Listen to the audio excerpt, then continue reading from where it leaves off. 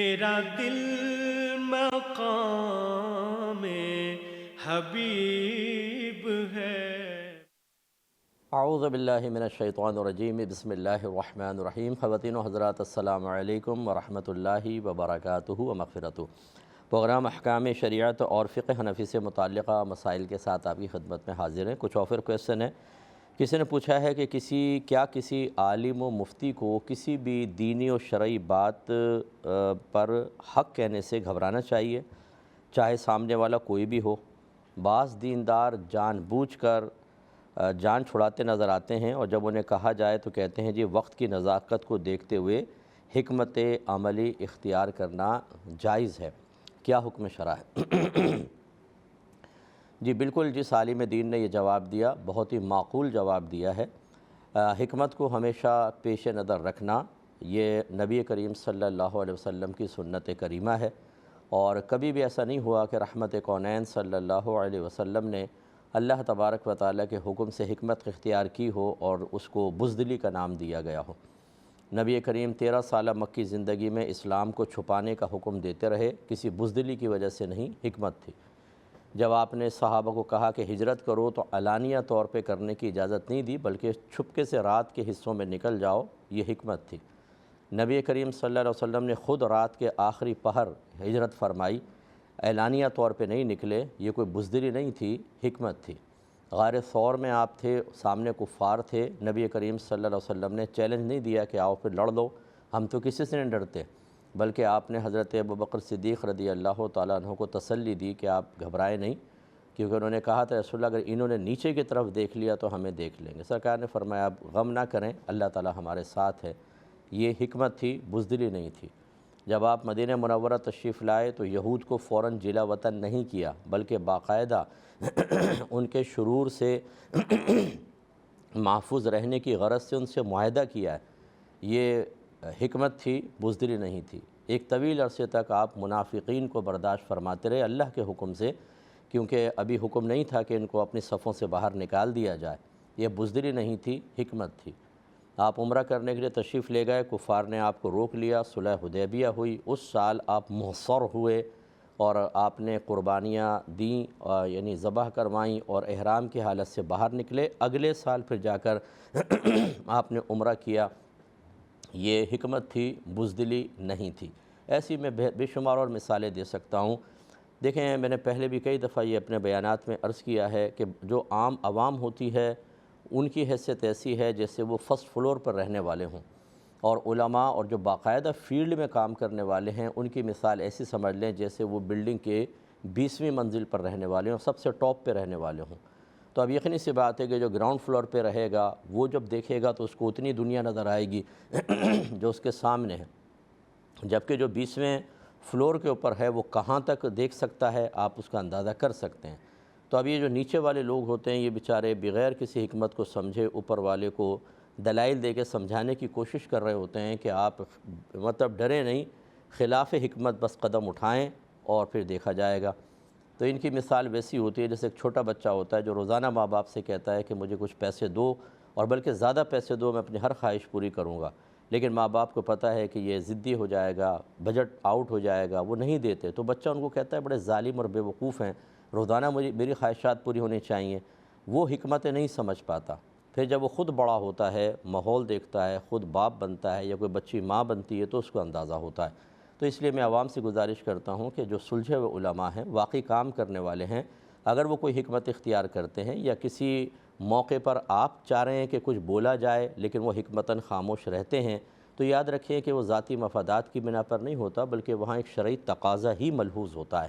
اس لیے ان پر اٹیک کرنا یہ بروز قیامت آپ کے لیے اللہ تعالیٰ کی بارگاہ میں میدان محشر میں شدید گرفت کا سبب بن سکتا ہے، جواب آپ کو دینا ہوگا۔ اللہ تعالیٰ سمجھنے کی توفیق عطا فرمائے۔ یہ کہتے ہیں کہ اگر کوئی مسلم یہ کہے کہ بھئی بقرعید پر کیک کاٹ کر بقرعید منا لو، کسی بے گناہ جانور کا قتل نہ کرو معاذ اللہ، تو کیا حکم ہوگا؟ کیا یہ کفر ہے؟ دیکھیں اگر انداز تحقیری ہے اور واقعی مطلب وہ ایک قربانی کو قتل کرنا اور ظالمانہ فعل سمجھتا ہے تو پھر تو اس کے ایمان کا بہت خطرہ ہے، اور یقیناً اس کو تجدید ایمان اور تجدید نکاح کا حکم دینا چاہیے۔ اللہ تعالیٰ اور اس کے رسول اپنی حکمت بہتر سمجھتے ہیں؟ کیا یہ اللہ اور اس کے رسول سے زیادہ جاننے والا ہے؟ کیا یہ نبی کریم صلی اللہ علیہ وسلم سے زیادہ رحمت رکھنے والا ہے؟ وہ تو رحمت للعالمین ہیں۔ اور کیا پورے سال جانور ذبح نہیں ہوتے ہیں، صرف بقرعید کے اوپر ہوتے ہیں؟ تو کیا پورے سال ہی جانور کھانا چھوڑ دیں؟ بقرعید پہ تو آپ نے منع کر دیا کہ یہ خواہ کا قتل ہے، تو پھر باقی پورے سال بھی نہ کھاؤ نا بھائی جان، وہ بھی تو پھر قتل ہی ہوگا، پھر تو جانور کھانا ہی چھوڑ دیں۔ تو اس طرح کے جو احمقانہ اعتراضات ہیں یا سجیشنز ہیں، یہ انسان کو اسلام سے باہر کر سکتی ہیں۔ اس لیے میری گزارش ہے کہ اللہ تعالیٰ اور اس کے رسول کی حکمتوں کو عقل کے ترازو پر نہ تولیں۔ اگر ایسا کوشش کریں گے تو ٹھوکر کھائیں گے، کیونکہ اس کی گہرائیاں ہمیں نہیں پتہ ہوتیں۔ آپ یہ دیکھیں قربانی کے جب ایام آتے ہیں تو آپ صرف جانوروں کو نہ دیکھیں، اس کے علاوہ دیکھیں کتنا بڑا بزنس ہوتا ہے، چارے کا کتنا بڑا بزنس ہوتا ہے، ٹرانسپورٹ کو آپ دیکھ لیجئے، قصائیوں کو آپ دیکھ لیجئے، کتنے لاکھوں فیملیز کے لیے ایک کافی عرصے تک کا سرمایہ جمع ہو جاتا ہے، کتنے لوگ اس سے نفع کماتے ہیں، کتنے معاشرے میں اچھے اثرات مرتب ہوتے ہیں۔ اور یقیناً جس نے جانور پالے ہوتے ہیں اگر نہ کٹیں گے تو بیچارے کے بڑھتے چلے جائیں گے، وہ کہاں سے کھلائے گا پلائے گا، تو وہ اس کے بکتے ہیں، پھر وہ اس سے نفع کماتا ہے، اپنی ضروریات پوری کرتا ہے۔ یہ ساری حکمتیں چھوڑ کر یہ صاحب جھنڈا اٹھا کر آ گئے کہ جی قتل نہ کرو، کیک کاٹ لو۔ تو یہ اس طرح کے لوگوں کو ان کے حال پر چھوڑ دیں، بحث بھی نہ کریں۔ ایک یہ کہتے ہیں کہ کسی مالدار کو حج یا عمرے کا کہا تو وہ کہتا ہے کہ ہمارا تو یہی حج اور عمرہ ہے اور ہمارا تو یہی مکہ اور مدینہ ہے، کیا حکم شرع ہوگا؟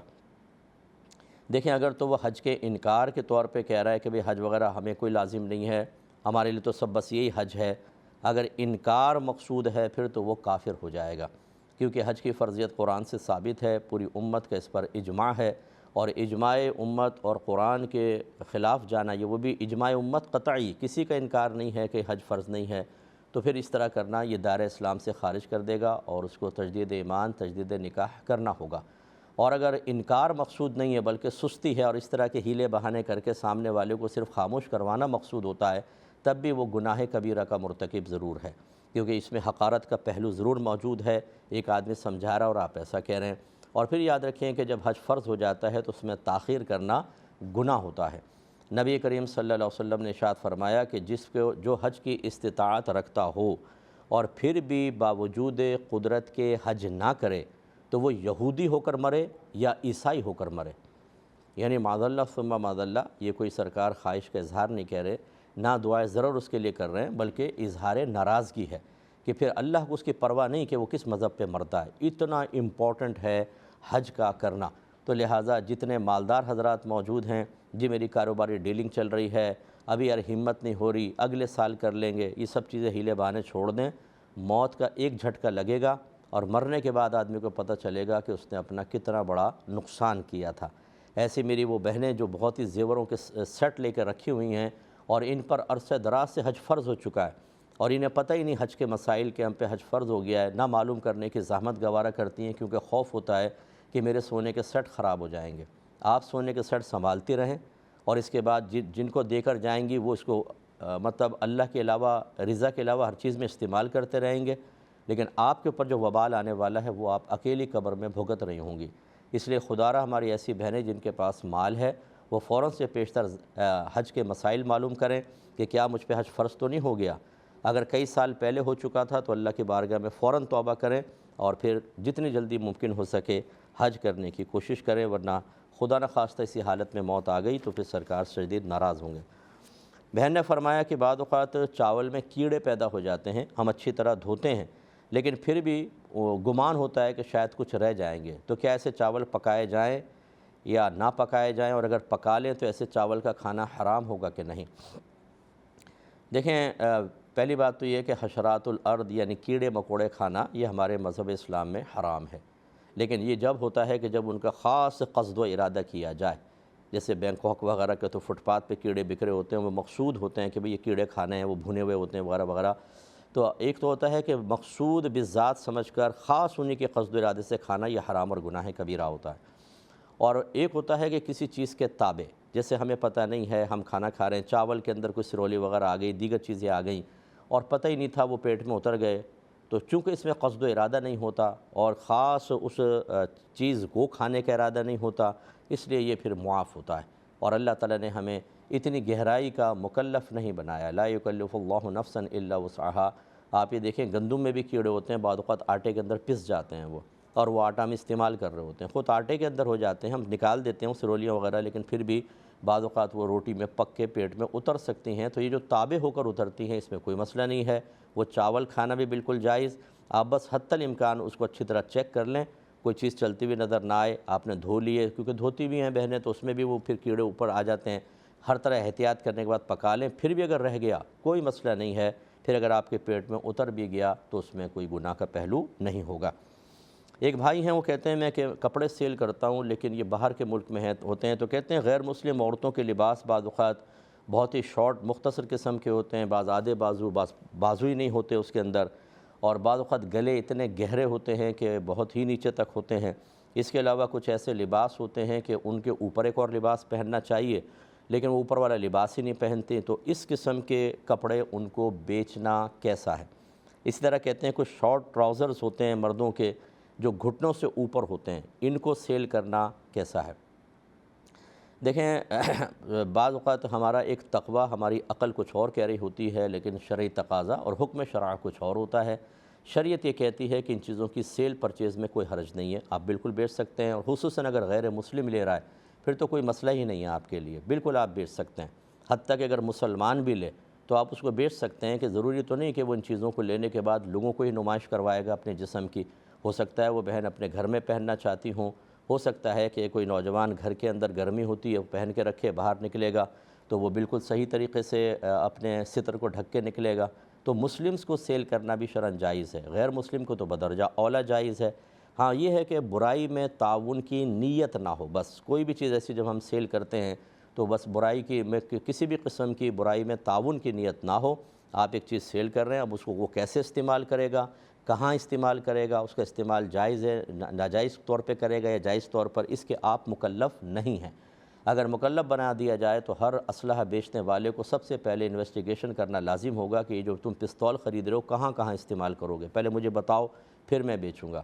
ایسے ٹیکسی ڈرائیور کو سب کو معلوم کرنا چاہیے کہ آپ کہاں جانا چاہتے ہیں اور کیا کیا کرنا چاہتے ہیں۔ ایسا تو نہیں کہ میں آپ کو کسی گناہ کے مقام پہ چھوڑ دوں یا آپ کو کہیں اور چھوڑوں اور وہاں جا کے آپ گناہ کریں تو میں تعاون کرنے والا شمار ہوں گا۔ ہر گھر والے کو، ہر دکان والے کو گھر اور مکان کرائے پہ چڑھانے سے پہلے کرایہ دار سے انٹرویو پورا کرنا چاہیے کہ میرا مکان، میری دکان کن کن کاموں میں استعمال کرو گے، پورا مجھے بتاؤ۔ تو یہ بعض چیزیں ایسی ہوتی ہیں کہ وہ مطلب انویسٹیگیشن کا تقاضا کرتی ہیں، تحقیق کا بعض سامنے واضح نظر آ رہی ہوتی ہیں، لیکن حکم دونوں کا ایک ہی ہوتا ہے کہ اگر ہم برائی میں تعاون کی نیت نہیں کر رہے تو پھر اس شخص کا اپنا ہیڈیک ہے، وہ کیا کرنا چاہتا ہے۔ فی نفسی اس شے کا بیچنا جائز ہونا چاہیے، ٹھیک ہے۔ اب یہ نہیں ہے کہ شراب ہم بیچیں اور کہیں کہ یار پتہ نہیں پیے گا نہیں پیے گا، چلو شراب بیچ لیتے ہیں، شراب تو فی نفسی بیچنا منع ہے، تو وہ ایک الگ حکم ہوتا ہے۔ ان چیزوں کا بیچنا منع نہیں ہوتا، ٹھیک ہے نا، تو بالکل آپ سیل کر سکتے ہیں اور بس برائی میں تعاون کی نیت نہ کریں، انشاءاللہ کوئی گرفت نہیں ہوگی۔ بسم اللہ الرحمن الرحیم۔ ایک بھائی نے کویسچن کیا تھا کہ یہ ای بانڈ خریدنا کیسا ہے، یعنی الیکٹرانک بانڈ خریدنا کیسا ہے، جس کو آپ ڈیجیٹل بانڈ بھی کہہ سکتے ہیں۔ دیکھیں اس کا وہی حکم ہوتا ہے جو فزیکلی طور پر فزیکل فارم میں جو بانڈز ہوتے ہیں کاغذی شکل کے اندر، ان کا حکم ہوتا ہے۔ پہلے تو ہم یہ کر لیتے ہیں کہ مثلا ایک پاکستان میں فرض کر لیں اگر ایسا ہے کوئی ای بانڈ ہے تو اس میں اگر تو گورنمنٹ آپ کو یہ آفر کرتی ہے کہ آپ یہ ای بانڈ پرچیز کریں اور یہ نکلے نہ نکلے آپ کو پر ایئر یا پر منتھ اتنا اس پہ پروفٹ ملے گا، تو پھر تو یہ سود ہوگا، یہ پروفٹ سود ہوگا، یاد رکھیے، کیونکہ اس وقت اس بانڈ کو خریدنے کی شرعی حیثیت جو ہے بس وہ خریدا نہیں ہے آپ نے، اصل میں تو آپ نے یہ قرضہ گورنمنٹ کو دیا ہے اور یہ تو ایک رسید کے طور پر ہی ہے، تو اس کے اوپر جو پروفٹ ہوگا وہ سود ہوگا۔ ہاں اگر کوئی باقاعدہ تجارتی ایگریمنٹ ہوتا ہے، بزنس ایگریمنٹ ہوتا ہے کہ آپ کا یہ پیسہ انویسٹ کیا جائے گا، اس سے جو پروفٹ آئے گا وہ اس میں ایڈ کیا جائے گا، پھر یہ مداربت کے حکم میں آ سکتا ہے کہ آپ کا پیسہ ہے، گورنمنٹ ورک کر رہی ہے، پھر ٹھیک ہے۔ لیکن اگر ایسا کوئی معاہدہ نہیں ہے تو پھر وہ پروفٹ لینا تو ٹھیک نہیں ہے، اور اگر ایسا کوئی پروفٹ وغیرہ نہیں ہے بس آپ خرید کے رکھ لیں، اگر انعام نکل آیا تو ٹھیک، نہیں نکل آیا جب آپ چاہیں اس کو پوری پیمنٹ کے ساتھ، یعنی پورا جتنا کا وہ ہے اتنا آپ کو پیسہ ملے گا، کٹے وغیرہ کا کچھ بھی نہیں، بالکل نہیں کٹے گا، تو وہ اگر اس طرح کی صورتحال ہے پھر بالکل جائز ہے۔ باہر کے ملکوں کے اندر تھوڑا سا فرق ہوگا، کہ وہاں چونکہ علماء کا اس بات میں اختلاف ہے کہ غیر مسلمین کے ساتھ سودی معاہدات جو بظاہر سود نظر آ رہے ہوتے ہیں وہ کرنا جائز ہیں یا نہیں۔ تو بعض کہتے ہیں کہ جائز ہیں، بعض ناجائز کہتے ہیں۔ جو ناجائز کہتے ہیں وہ ای بانڈ کی اس شکل کو تو ناجائز ہی کہیں گے کہ آپ نے لے کے آپ نے خریدا اور اس پہ پر منتھ یا پر ایئر آپ کو پروفٹ مل رہا ہے تو وہ اس کو منع کریں گے، لیکن جو جواز کا حکم دیتے ہیں وہ کہیں گے بالکل جائز، اور وہاں بھی اگر پروفٹ نہیں ہے، بس آپ نے لے کے رکھا ہوا انعام نکل آیا ٹھیک، ورنہ آپ جب چاہیں اپنا پیسہ واپس لے سکتے ہیں، تو یہ پھر سب کے نزدیک بالکل جائز ہوگا۔ تو یہ ذرا دیکھ لیجئے، انشاءاللہ اس کی روشنی میں آپ کو پتہ چل جائے گا۔ ایک کالر ہمارے ساتھ ہیں، السلام علیکم۔ وعلیکم السلام۔ جی بھائی، ہیلو جی فرمائیے، آواز آ رہی ہے؟ جی، سوال یہ تھا کہ حرام کھانے سے دعا قبول نہیں ہوتی تو کیا توبہ بھی قبول نہیں ہوگی؟ ٹھیک ہے، اور نماز میں اگر شہوت پیدا ہو تو نماز ٹوٹ جائے گی؟ اور آپ نے ایک دفعہ پروگرام میں کہا تھا کہ مرتد کو دوبارہ مسلمان ہونے کے لیے اسلام قبول کرنا پڑتا ہے، لیکن گستاخ رسول اگر کسی نے کی ہو تو اس کے الگ جی جی چلیں یہ بتائیے۔ چلیں، مجھے بیچ میں آواز آپ کی ڈسٹرب ہو گئی ہے، میں بات کرتا ہوں۔ ایک اور کالر ہیں، السلام علیکم۔ لائن ڈراپ ہو گئی شاید۔ یہ کہتے ہیں کہ یہ سنا ہے کہ حرام کھانے والے کی دعا قبول نہیں ہوتی، تو کیا توبہ بھی قبول نہیں ہوتی؟ دیکھیں، توبہ قبول ہوگی، بالکل ہوگی، اور وہ حرام کھانے والا سے مراد وہ ہے کہ جو حرام قطعی اور عادتاً کھا رہا ہے، جرأت مند ہو کر کھا رہا ہے، اس کے لیے حکم شرع یہی ہے کہ اس کی دعا مقبول نہیں ہوگی، کہ اسے پتہ ہے کہ میں حرام کھا رہا ہوں، پھر ہاتھ اٹھا کے دعائیں کرتا ہے تو دعا قبول نہیں ہوگی۔ باقی یہ کہ بعض اوقات حرام ظنی ہوتا ہے، یعنی وہ اتنا واضح حرام نہیں ہوتا اور لوگوں کو پتہ ہی نہیں ہوتا، بیچارے وہ انوالو ہوتے ہیں۔ اللہ کی رحمت سے امید ہے کہ اللہ تعالیٰ کرم نوازی فرمائے گا اور ان کی معلومات کی اس کمی کو نظر انداز کر دے گا۔ لیکن بہرحال میں کوئی جسٹیفیکیشن نہیں دینا چاہتا، نہ یہ کوئی حوصلہ افزائی کرنا چاہ رہا ہوں۔ ہمیں پہلے کوئی بھی کاروبار کرنے سے پہلے، کچھ بھی مالی معاملہ کرنے سے پہلے اچھے سلجھے ہوئے اور مستند مفتیان کرام سے معلومات حاصل کر کے تبھی عملی قدم اٹھانا چاہیے۔ باقی توبہ کا معاملہ یہ ہوتا ہے کہ توبہ تو رکھی اسی لیے ہے کہ آدمی سے اگر کوئی گناہ سرزد ہو جائے تو وہ توبہ اس گناہ کو مٹا سکے اور پھر دوبارہ آدمی اللہ تعالیٰ کی بارگاہ میں رجوع کر لے۔ اس کے لیے بالکل اگر کوئی حرام بھی کھا رہا ہے، توبہ کرے گا تو پھر وہ حرام کا گناہ مٹے گا نا۔ جب شرک جیسا گناہ توبہ سے مٹ سکتا ہے تو حرام جو روزی وغیرہ کے معاملات ہوتے ہیں یہ اس سے کم درجے کے ہوتے ہیں، تو بالکل توبہ اس کی مقبول ہوگی۔ ایک آپ نے کہا کہ نماز میں اگر شہوت محسوس ہو جائے تو کیا نماز ٹوٹ جائے گی؟ دیکھیں، صرف شہوت پیدا ہونے سے نماز نہیں ٹوٹے گی، لیکن اگر خدا نخواستہ شہوت پیدا ہوئی اور جسم سے کوئی چیز خارج ہو گئی تو وہ وضو توڑ دے گی، اور وضو ٹوٹے گا تو لازم سی بات ہے کہ پھر نماز بھی ٹوٹ جائے گی۔ لیکن سوال یہ پیدا ہوتا ہے کہ نماز میں شہوت کیوں پیدا ہوئی؟ کیا اس لیے پیدا ہوئی کہ کوئی نامحرم وہاں بیٹھی ہوئی تھی اور آدمی نے ادھر توجہ کی، تو اس لیے اس سبب کو ختم کرنا چاہیے کہ نماز میں اپنی نگاہوں کی حفاظت کریں؟ یا اس وجہ سے شہوت پیدا ہوئی کہ انسان گندی باتیں سوچتا ہے، گندی باتیں دیکھتا ہے، اور جب نماز میں کھڑا ہوا تو وہی باتیں عود کرائیں، خاص طور پہ جب امام کے پیچھے نماز پڑھ رہے ہوں کہ اس میں قرات بھی امام کر رہا ہوتا ہے، تو پھر سوچ اور فکر کے غلبات ہوتے رہتے ہیں اور اس میں پھر اس قسم کے خراب قسم کے خیالات آئیں۔ تو اس لیے سمجھانا یہ مقصود ہے، کہنا یہ مقصود ہے کہ آخری شہوت کیوں پیدا ہوئی حالت نماز میں اللہ کی بارگاہ میں کھڑے ہو کر، اس کا مطلب پیچھے کوئی سبب ہے، اس سبب کو ختم کرنے کی بھرپور کوشش کی جائے۔ باقی مسئلہ تو میں نے آپ کو بتا دیا۔ ایک کالر ہمارے ساتھ ہیں، السلام علیکم۔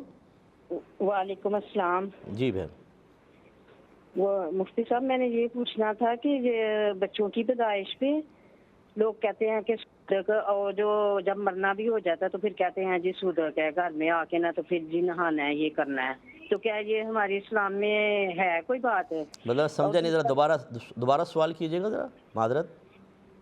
بچوں وہ میں نے یہ بولیں۔ ایک منٹ، جب بچے کی پیدائش پہ بھی نا کہتے ہیں کہ یہ صدق ہوتا ہے۔ کیا ہوتا ہے؟ صدق۔ اچھا، یہ مجھے اجنبی لفظ ہے، سودک معنی کیا ہوتا ہے؟ آپ کیا لیتے ہیں اس کا مطلب؟ پتہ نہیں، ہم بس ہمارے گھر میں ہی زیادہ اس کا رواج چلتا ہے۔ اچھا، پھر کہتے ہیں جی اس میں کیا ڈیمانڈ کرتے ہیں؟ تو پھر یہ ہے نا کہ کیا ہے نا کہ وہ میری نند ہے نا، وہ بیمار رہتی ہے، تو وہ کہتے ہیں اگر آپ باہر میں کسی کے ہاں بچہ پیدا ادھر سے ہو گیا ہے تو کہتے ہیں جی پہلے نہائیں، اچھا تو پھر آگے آئے۔ ٹھیک ہے، میں سمجھ گیا سودک یہ نحوست کے معنی میں لے رہی ہوں گی آپ۔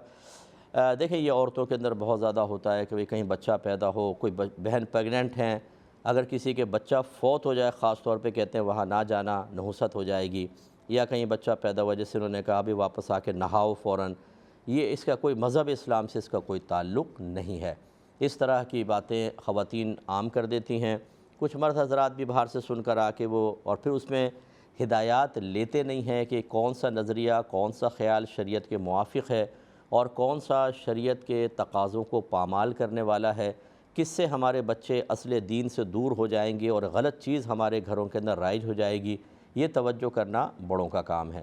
تو لہٰذا یاد رکھیں کسی بھی چیز میں نحوست نہیں ہوتی، ہمارا مذہب اسلام نحوست کا بالکل قائل نہیں ہے۔ کوئی بہو گھر میں آ جائے نقصان ہو جائے، یہ بہو کا آنا کوئی منحوس نہیں ہوتا۔ کسی کے بچہ مر جائے، کسی کا بچہ فوت ہو جائے، کسی کی نئی شادی ہوئی فوراً شوہر کا انتقال ہو گیا، اس میں نحوست کا کوئی تعلق نہیں، اللہ تبارک و تعالیٰ کے ازلی فیصلے کار فرما ہوتے ہیں۔ اور میں اکثر یہ عرض کرتا ہوں جو یہ نحوستوں کے نام لیتے رہتے ہیں کہ بھئی اگر کچھ چیزوں کی فرض کر لیں آپ کے ذہن کے مطابق نحوستیں ہیں تو باقی چیزوں کی برکات کہاں چلی گئیں؟ کیا یہ نحوستیں اتنی قوی ہو گئیں کہ باقی ساری قرآن گھر میں ہے، نماز پڑھ رہے ہیں، آپ سب موجود ہیں، آپ سب تو بابرکت ہی ہے نا بھئی، نحوست تو اس چیز کی ہے، یہ سب پر کیسے غالب آ جاتی ہے یہ سمجھ میں نہیں آتی، اتنی برکتیں اسے کیوں نہیں دبا دیتی؟ لیکن نہیں، نحوست سے ڈرتے رہیں گے، باقی برکات کا کچھ بھی خیال نہیں ہوتا۔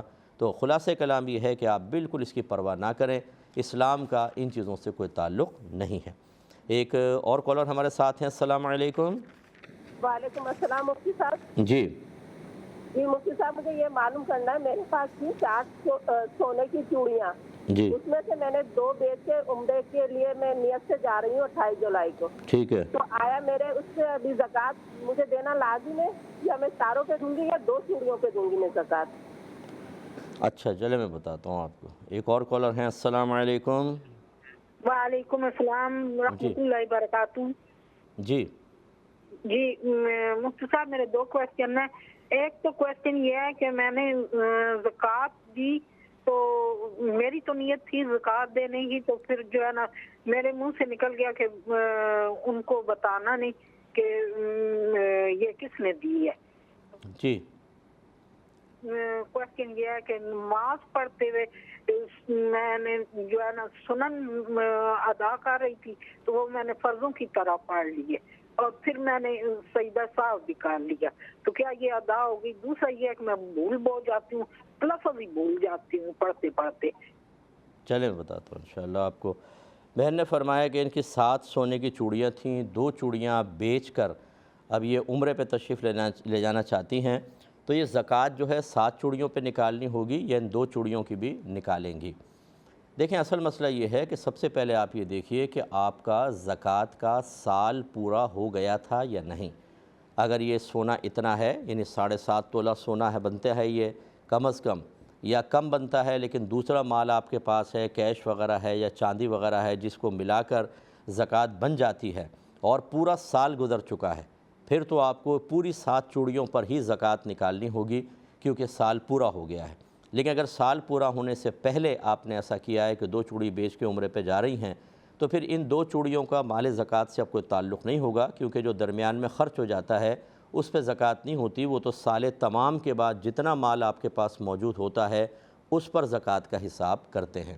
تو اب آپ بس یہ دیکھ لیجئے کہ آپ کا جو سال کا زکوٰۃ کا سال سٹارٹ تھا کیا وہ پورا ہو گیا ہے، اس کے بعد آپ یہ چوڑیاں بیچ کے عمرے پہ جا رہی ہیں تو زکوٰۃ دینی ہوگی، اور اگر اس سے پہلے جا رہی ہیں تو ان 2 چوڑیوں پہ زکوٰۃ نہیں ہے، باقی کا حساب آپ آنے کے بعد اور سال پورا ہونے کے بعد کریں گی۔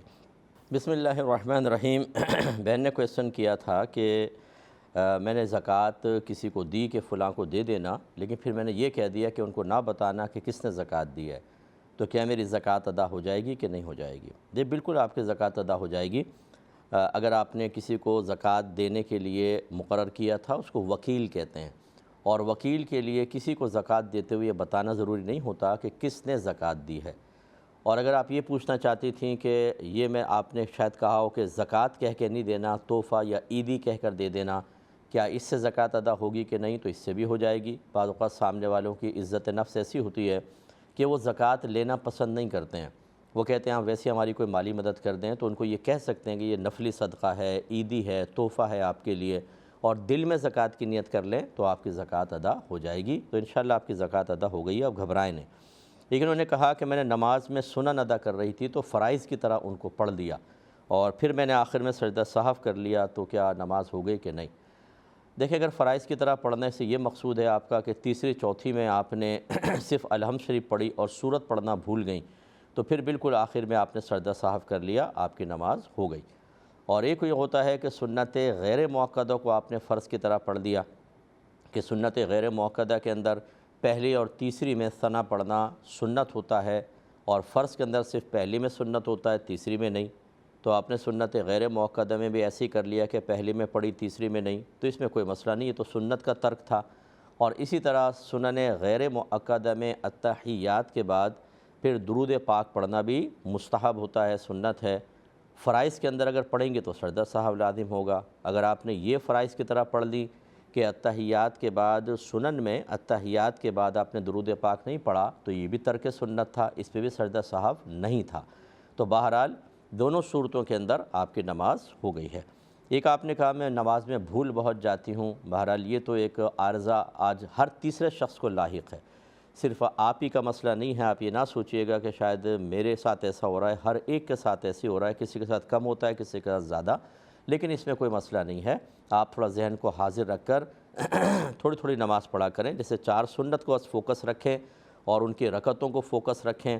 اگر آپ 4 پتھر سامنے رکھ لیں، فرض کر لیں نماز پڑھتے ہوئے کہ آپ رکعتیں اکثر بھول جاتی ہیں، تو رکھ کر ایک ایک پتھر پہ رنگ الگ الگ کر لیں۔ جب پہلی رکعت پڑھیں تو مثلا لال رنگ کے پتھر پہ نگاہ رکھوں گی، جب دوسری ہوگی تو ہرے رنگ کے، تیسری اس طرح۔ تو اس طرح کوئی نہ کوئی ایسا طرز عمل اختیار کر لیں جس سے آپ کو رکعتیں وغیرہ یاد رہیں، تو یہ آپ کے لیے گنجائش نکلے گی۔ باقی اگر آپ بھول جاتی ہیں، کوفت کا شکار نہ ہوں، جتنا آپ کے لیے نماز ادا کرنا دشوار ہوگا، اللہ تبارک و تعالیٰ آپ کو اتنا ہی زیادہ انشاءاللہ اجر و ثواب عطا فرمائے گا۔ اور یہ آپ اس میں بس تنہا نہیں ہیں، اس میں سارے لوگ شریک ہیں، آپ بے فکر ہو کے پڑھتی رہیے نماز۔ ایک بھائی نے کہا کہ یہ کرکٹ میں بعض اوقات ایسا ہوتا ہے کہ بولر جب کوئی وکٹ لیتا ہے تو بہت ایگریسو ہو جاتا ہے، شدید غصے کا اظہار کرتا ہے، کبھی بیٹسمین پر، کبھی آڈینس کے اوپر۔ تو کیا اس میں غرور اور تکبر کا معاملہ ہوتا ہے، اور کیا ایک مسلم کے لیے ایسا کرنا جائز ہے یا نہیں ہے؟ اور کہتے ہیں بعض جو ہیں وہ صرف کوئی تکبر غصے کا اظہار نہیں کرتے، اسٹائل مارتے ہیں، خالی اسٹائل دکھاتے ہیں۔ تو اسٹائل اس طرح دکھانا کیسا ہے؟ دیکھیں، پہلی بات تو ہے کہ غرور و تکبر چاہے گراؤنڈ کے اندر ہو، چاہے گھر کے اندر ہو، چاہے کہیں پر بھی ہو، جائز نہیں ہوتا۔ لہٰذا اب یہاں 2 صورتیں ہیں کہ ایک تو آپ کسی بولر کو دیکھ رہے ہیں کہ وہ غصے کا اظہار کر رہا ہے، تو چونکہ غرور اور تکبر کا تعلق باطن سے ہوتا ہے، ہمارے قلب کی کیفیات کا نام ہے، تو ہم کیسے حکم لگا سکتے ہیں کہ یہ غرور کے طور پہ کر رہا ہے، تکبراً کر رہا ہے؟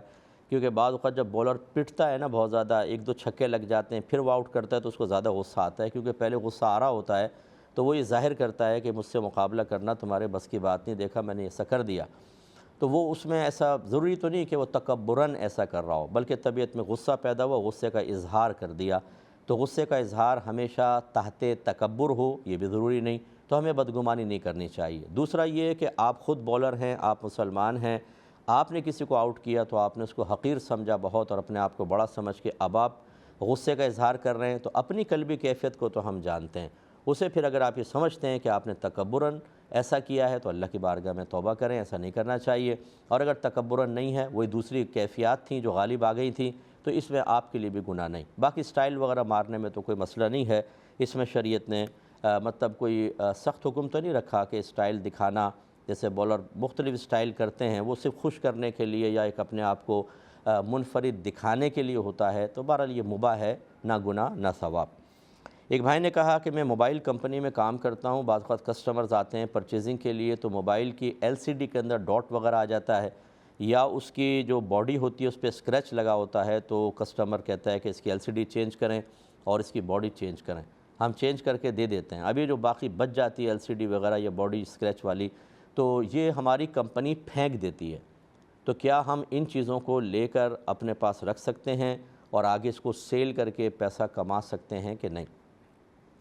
دیکھیں، اگر تو کمپنی واقعی ایسا کرتی ہے کہ اس کو پھینک دیتی ہے کچرے کے اندر اور اٹھا کے کوئی بھی لے جائے، تو پھر تو یہ ایک ایسا مال ہے کہ یہ ہر جو اس پہ قبضہ کر لے گا وہی اس کا مالک ہو جائے گا۔ اس صورت میں آپ بالکل کر سکتے ہیں۔ اور اگر پھینکنے کا مطلب یہ ہے کہ فی الحال اس کو کچرے میں ڈال دیا جاتا ہے، لیکن بعد میں اس کو باقاعدہ اس کا جب مجموعہ جمع ہو جاتا ہے تو کمپنی کسی کو چاہے کم قیمت میں بیچتی ہے تو پھر یہ کمپنی کا مال ہے۔ ایسی صورت میں بغیر اجازت اگر آپ استعمال کریں گے تو یہ چوری میں بھی آئے گا، گناہ میں آئے گا، غصب میں آئے گا، اور یہ ناجائز ہوگا۔ اس لیے پہلے یہ کلیئر کر لیں، اگر کمپنی واقعی اس کو پھینک دیتی ہے اور اسے کوئی پرواہ نہیں ہوتی کون لے جائے، کون چھوڑے لے جائے، ضائع کر دے، تو پھر بالکل آپ اس کو استعمال کر سکتے ہیں۔ ایک بچے نے پوچھا تھا کہ یو کے کا اسٹڈی ویزا اگر لینا ہو تو بعض اوقات جس کے پاس پیسے ویسے نہیں ہوتے، ڈیمانڈ کیونکہ یہ ہوتی ہے کہ 70 لاکھ روپے 2 مہینے کے لیے اکاؤنٹ کے اندر رکھوانے ہوتے ہیں، تو پھر کسی ٹریول ایجنٹ سے ہم رجوع کرتے ہیں کہ تم کسی پارٹی سے پیسہ رکھوا دو، تو ٹریول ایجنٹ پھر پر منتھ 4% اس کے اوپر اپنا نفع لیتا ہے یا اپنا کمیشن لیتا ہے۔ تو یہ کمیشن لینا دینا اور اس طرح سارا پروسیس کرنا کیسا ہے؟ دیکھیں، اگر تو کوئی بھی گورنمنٹ آپ کو یہ دیکھنا چاہتی ہے کہ آپ کے پاس اتنا پیسہ ہے کہ وہاں جا کر آپ کسی سے پیسے نہیں مانگیں گے، کرائم نہیں کریں گے، آپ انلیگل کوئی جاب نہیں کریں گے، اس لیے پہلے پیسہ اپنا شو کریں کہ آپ کے پاس ہے تو ہم آپ کو ویزا جاری کرتے ہیں تاکہ آپ وہاں پر ہماری حکومت پر یا معاشرے پر بوجھ نہ بنیں اور ڈسبیلنسی پیدا کرنے کا سبب نہ بنے۔ اگر ایسا ہے تو پھر تو آپ کے اپنی ذاتی ملکیت کے وہ پیسے ہونے چاہیے، کیونکہ اگر آپ صرف دکھانے کے لیے کریں گے تو وہ تو چاہ رہے تھے کہ آپ یہ ظاہر کریں کہ آپ کے پاس مال ہے کہ نہیں، اور مال ہے تو ہم آپ کو ویزا جاری کرتے ہیں، اور آپ نے دھوکہ دے دیا تو پھر یہ دھوکہ اور فراڈ ہوگا، اور دھوکہ اور فراڈ کافر کے ساتھ بھی شرعاً جائز نہیں ہوتا۔ اور اگر صرف ایسی ریکوائرمنٹ ہے کہ بھئی آپ کچھ پیسہ بس اپنا شو کر دیں پھر ہم آپ کو ویزا جاری کر دیں گے، میرے خیال میں ایسا ہوتا تو نہیں ہے، لیکن چلیں اگر بالفرض ہے پھر یہ ہو سکتا ہے۔ لیکن اس میں بھی صرف پیسہ رکھوانے پر کمیشن لینا تو یہ شرعاً کوئی ایسا یہ کوئی مالی ایسا عقد نہیں ہے کہ جس میں شریعت اس کی اجازت دے، تو یہ شرعاً صحیح نہیں ہوگا، اس سے اجتناب بھی کرنا ہوگا۔ لیکن بہرحال اب یہ کر رہے ہیں، اس کی اور کوئی جائز صورت بنانے کی کوشش کریں کہ آپ کسی سے ادھار لے لیں یا کسی سے وقتی طور پر اگر لیتا ہے تو یہ کمیشن ومیشن کا چکر نہ کریں، بلکہ آپ کوئی اس سے سیل پرچیز کر لیں۔ مثال کے طور پہ ٹریول ایجنٹ سے آپ ایک پین خرید لیں اور جتنا 4% بنتا ہے پر منتھ وہ اس کو ہر مہینے ایک پین خریدیں، اتنا پیسہ پین کے بدلے دے دیا کریں، تو پھر یہ پین کے بدلے آپ قیمت دے رہے ہیں، نہ کہ اس جو مالی معاملہ وہ کر رہا ہے جس کا شریعت سے بظاہر تعلق نہیں ہے یا وہ عقد شریعت اس کی اجازت نہیں دے رہی، اس سے آپ بری ذمہ ہو جائیں گے۔ باقی اس نے رکھا دیگر معاملات کیے وہ اس کا معاملہ ہے، اور اس میں آپ کم از کم بری ذمہ ہو سکتے ہیں۔ اس طرح کی کوئی حیلہ شرعی کر لیں تو بہتر ہوگا، ڈائریکٹ ایسا نہ کریں۔ ایک یہ کہتے ہیں کہ کسی بھائی نے پوچھا تھا کہ کیا ہم USA میں نان ذبیحہ جو ہوتا ہے گوشت، اس کا بزنس کر سکتے ہیں کہ نہیں؟ ان کی مراد یہ تھی کہ غیر مسلمین کے ساتھ کر سکتے ہیں کہ نہیں۔ دیکھیں، بالکل کر سکتے ہیں کہ اگر آپ ایسا کوئی جانور خریدتے ہیں کہ جو ذبیحہ وہاں زیادہ مہنگا ملتا ہے، نان ذبیحہ کم، اور صرف آپ نے کافر کو بیچنا ہے تو اس کی گنجائش بالکل نکلے گی، وہاں پر آپ یہ کاروبار کر سکتے ہیں، لیکن خبردار کسی مسلمان کو وہ نہیں بیچ سکتے، بیچیں گے تو گناہ گار ہوں گے۔ ایک بہن نے فرمایا کہ امریکہ میں ہمارے یہاں جب شادیاں ہوتی ہیں تو ٹیبلز کے اوپر کرسیاں سیٹ ہوتی ہیں، بعض لوگ ایسا ہوتا ہے کھانا آ کے رکھتے ہیں تو بیچ سے کرسی لے کر کسی کے بھی بیچ میں وہ کرسی ڈال کر بیٹھ جاتے ہیں، اور کوفت ہوتی ہے لوگوں کو بہت زیادہ، تو اس طرح بیچ میں کرسی ڈال کر بیٹھ جانے کی کیا شرعی حیثیت ہے؟ دیکھیں، یہ کوئی قانون تو ہے نہیں کہ خلاف قانون وہ کیا، یہ اخلاقی اعتبار سے مناسب نہیں ہے کہ آپ بیٹھے ہیں اپنے کسی رشتہ دار کے ساتھ اور ایک آدمی بیچ میں کرسی کر کے بیٹھ جائے۔ اس کو رحمت کونین صلی اللہ علیہ وسلم نے منع فرمایا ہے، ناراضگی کا اظہار فرمایا ہے، لیکن وہ گفتگو کے اندر ہوتا ہے، مجلس کے اندر، لیکن بہرحال یہ کھانے پینے کے اندر بھی آدمی کھا رہا ہوتا ہے، باتیں کر رہا ہوتا ہے، تو بہرحال یہ خلاف سنت ضرور ہے۔ اور اگر یہ ایسا ہے کہ وہ اس کے بیٹھنے کی وجہ سے ڈشیں کم پڑ جاتی ہیں اور وہ زیادہ کھا گیا اور سب لوگ ڈسٹرب ہو گئے، تو اس میں اگر لوگ کوفت کا شکار ہوں گے تو گناہ کا پہلو بھی نکل سکتا ہے۔ ان بہن نے فرمایا کہ جب ایک عورت نے ایسے ہی کیا تو اچانک میرے منہ سے نکل گیا کہ یہ تو شریعت میں بھی منع ہے، آپ ایسا جو کر رہی ہیں، تو کیا حکم شرع ہوگا؟ تو بہن، آپ نے کہ اگر زبان سے آپ جان بوجھ کے بھی کہہ دیتی، ویسے تو یہ نکل گیا، آپ کو صحیح مسئلہ شاید شرعی طور پہ معلوم نہیں تھا، لیکن آپ نے بالکل ٹھیک کہا، آپ کے زبان سے صحیح نکلا، یہ ہے خلاف شرع چیز۔ لیکن بعض خلاف شرع چیزیں ایسی ہوتی ہیں جس میں انسان کوئی گناہ کبیرہ کا مرتکب نہیں ہو جاتا، وہ اسی وقت ہوتا ہے کہ جب وہ کسی کو ہرٹ کرنے کا سبب بنتا ہے، دل آزاری کا سبب بنتا ہے، تکلیف پہنچانے کا سبب بنتا ہے، دل دکھانے کا سبب بنتا ہے، تو پھر اس قسم کے اعمال کو گناہ میں شمار کیا جاتا ہے۔ تو اگر کسی نے کرسی کھینچ کے اسی طرح کے افعال کا ارتکاب کیا ہے یا ان کا سبب بنا ہے تو پھر بالکل گناہ کی نسبت بھی کر سکتے ہیں، ورنہ خلاف شریعت تو بہرحال یہ ہے ہی ہے۔ اور یہ کہتی ہیں کہ اور جب کھانا کھلتا ہے تو ہمارے یہاں بھی ایسے کھانے کی طرف بھاگتے ہیں جیسے مدتوں سے کھانا نہیں کھایا۔ اس کا مطلب ہے کہ پاکستانی چاہے پاکستان میں ہو، چاہے UK USA میں پہنچ جائے، وہ فطرتاً پاکستانی رہتا ہے، وہ آداب سیکھنے کے لیے تیار نہیں ہوتا۔ پھر کہتی ہیں کچھ خواتین لائن میں لگی بچیوں کو ہٹا کے خود بیچ میں گھس جاتی ہیں۔ بچیاں بڑی کوفت کا شکار ہوتی ہیں، اگرچہ بچیاں جواب نہیں دیتی یا ان کو کچھ کہتی نہیں ہیں، لیکن کیا یہ صحیح ہے؟ تو اس کا جواب بھی وہی ہے کہ کوفت کا شکار بننا اور اس طرح لائن بیچ میں آ جانا، یہ کسی کا حق سلب کرنا بھی ہے، اس میں تو گناہ کا پہلو بھی ہو سکتا ہے، تو ایسی بہنوں کو اجتناب کرنا چاہیے۔ اور کھانے پینے کے سلسلے میں جو اٹھ کے بھاگتے ہیں اچانک، ایسے میں تو آپ تو یہ اس کی بات کر رہے ہیں، میں نے ایسی شادیاں اٹینڈ کی ہیں جن میں مالدار طبقہ موجود ہے، کوئی کھانے پینے کی کمی نہیں، لیکن پتہ نہیں کیوں یہ فطری تقاضا ہے ہمارا کہ جیسے ہی کھانا کھلتا ہے ایسے بھاگیں گے تیزی کے ساتھ، جیسے 1 منٹ کی بھی دیر ہو گئی تو سارا کھانا من و سلوہ کی طرح اوپر واپس چلا جائے گا۔ اللہ تعالیٰ رحم فرمائے ہماری حالتوں پر۔ اس طرح کے غیر اخلاقی اقدامات نہیں کرنے چاہیے۔ جو آپ کی قسمت میں ہے وہ ضرور ملے گا، کوئی ایک لقمہ بھی نہیں کھا سکتا، اور جو نہیں ہے وہ آپ دھکے دے کر بھی وہاں پہنچ جائیں آپ کے ہاتھ سے نکل جائے گا۔ اس لیے تحمل اور بردباری کے ساتھ ہی جانا چاہیے۔ اللہ تعالیٰ عمل کی توفیق عطا فرمائے۔ پروگرام کے وقت تقریباً ختم ہو چکا ہے، انشاءاللہ کل آپ کی خدمت میں 8 بجے دوبارہ حاضری کا شرف حاصل ہوگا۔